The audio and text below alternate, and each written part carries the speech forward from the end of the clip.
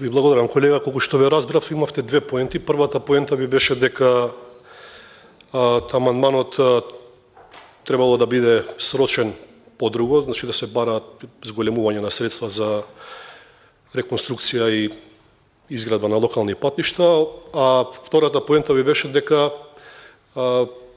треба да се има приоритети во реализација, односно во инвестициите. И тука акцент дадовте на она што поминало во влада на денешната седница, колку што можев да ве разберам, а тоа е патот до село Луковица.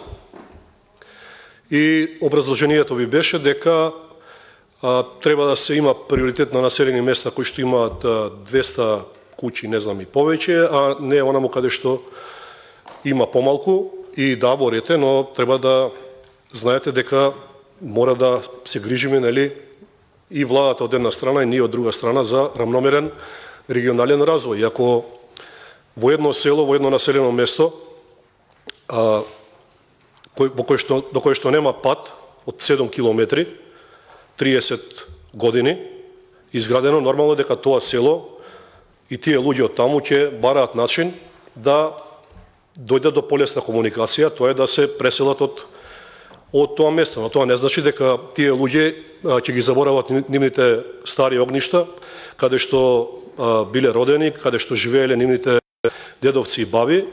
И во случајов се работи за селото Луковица, во кое што луѓето доаѓаат и се враќаат секогаш за да ги посетат своите огништа. И мислам дека поврзани се тие работи. Ако има пат, ќе има и август најчесто. Ако има пат, ќе има и луѓе и население, ако нема пат, ќе биде обратно. Така да сметам дека проблемот е внатре коалицијски кај вас во поставување на приоритетите и што покажува дека имаме една дисфункционална влада, во која што се реализираат, не знам, по одреден притисок најверојатно, што не е добро, и кога би имале системско решение за реализација на проекти, тогаш сметам дека не би дошло до вакви проблеми.